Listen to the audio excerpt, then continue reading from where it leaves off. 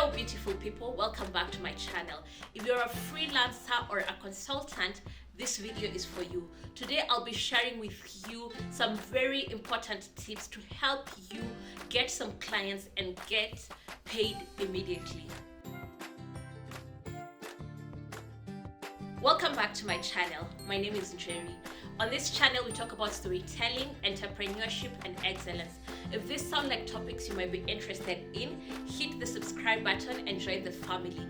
If you enjoyed this video, hit the like button and even share it with a friend.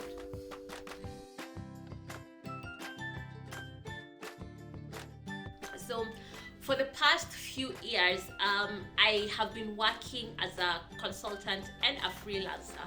This means that I am not formally employed, and a lot of the work that I get means I'm contracted directly by individuals or organizations to offer my storytelling services. Now, as a consultant, one thing I learned very early on when I started this kind of work was, one, a lot of the work that you get as a consultant comes from referrals. Unfortunately, for you to get referrals, you need to first get clients who are willing to pay you and who will appreciate your services and your effort enough to refer you to their friends or people within their networks. And that is where the catch-22 comes in. But not to worry, I'll be sharing with you tips that I have personally used to be able to build my consulting into a financially sustainable business, which I can live off right now. The first thing I learned about getting clients is never do it alone. In consulting, you need people who can speak of your work or of your services. I remember the first job I got, I think the first high-paying job I got in early 2018, late 2017 was through a referral by a friend. So a friend was working for an organization offering a different set of services. The organization was looking for somebody who could do what I wanted to do at the time. They referred to me, I interviewed, and luckily I got the job. So that is the first thing. You can't do it alone. You need people to either speak about you or introduce you to other people. This means that you need to tap into your network of peers, network of mentors. Another way that this has helped me, or rather relying on other people, is going to groups and specialty pages or following people on Twitter who are in my field of specialization. So depending on what you're doing, there are always groups of people who are doing something similar to you. So for example, I am a member of Remote Workers, which is an online group where people get remote jobs. I'll share some of this below, or non-profit remote work, because I was very specific about working in the social sector, and through these groups I'm able to see opportunities, reach out to people. Sometimes they pay off, sometimes they do not. I think one of the most sustainable jobs I've gotten was through a Facebook group. Somebody shared about an opportunity. It was about a month past the due date. I still wrote to the organization and said, I'm interested in this, but I can see it's past the due date. But if you have anything else coming up now or in the future, I'm happy if you put me in the loop or made me aware of that. Luckily, because of delays in hiring, they had not hired. I interviewed for the job.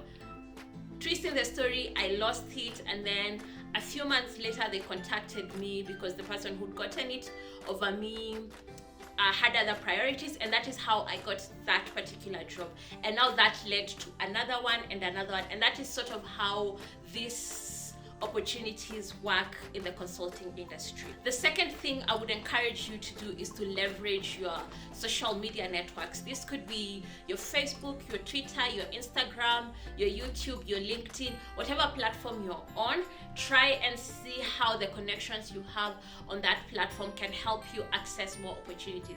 And by this, I mean, for example, if you're connected to somebody on Facebook and you see that the organization is hiring, reach out to that person and say, oh, I can see your organization is hiring.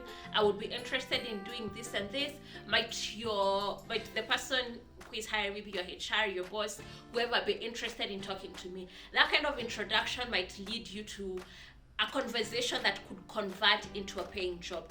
I have gotten jobs just by reaching out to friends in my social media networks who we don't even have physical personal relationship, but through social media we've been able to connect and help each other.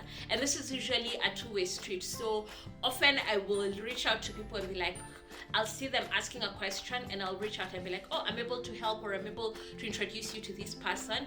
And 99% of the time when you have a problem, these are the people who will turn back and be like, oh, you helped me at such and such a time, so I am willing to help you by doing this and this and this for you. And this always helps, because another thing I've learned in the consulting stroke freelancing field is people will hire people they know more often than strangers, and people they trust. And by trust, I mean people who are referred by people they already trust. So it's easier to have a friend recommend you than to just go out cold turkey and try your shot at a job.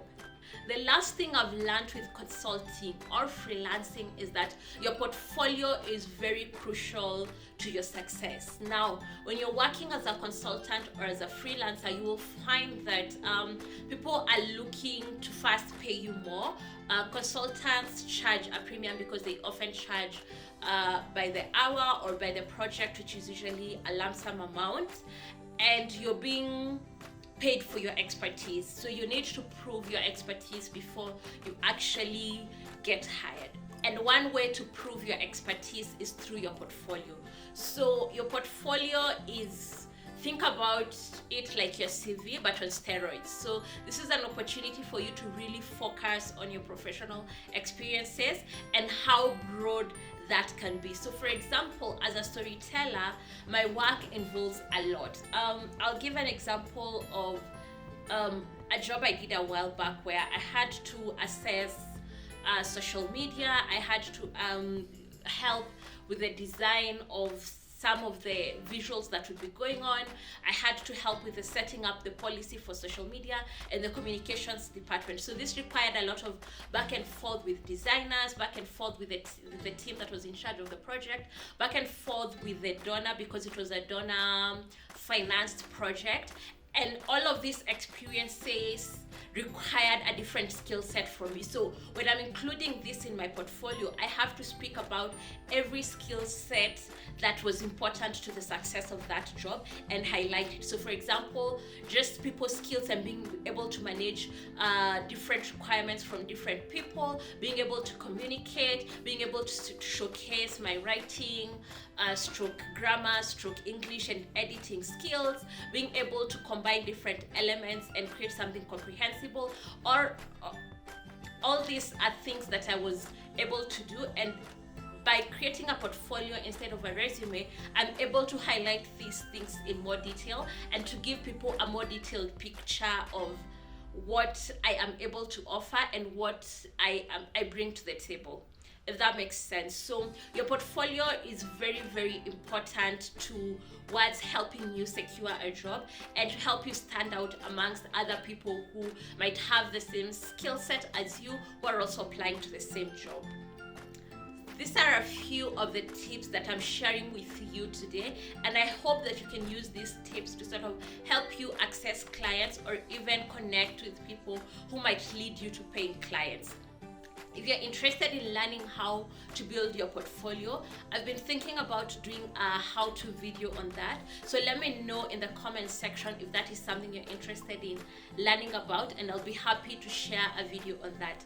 Until next time, all the best in your pursuits, all the best as you venture out and access all the opportunities you deserve. Bye-bye.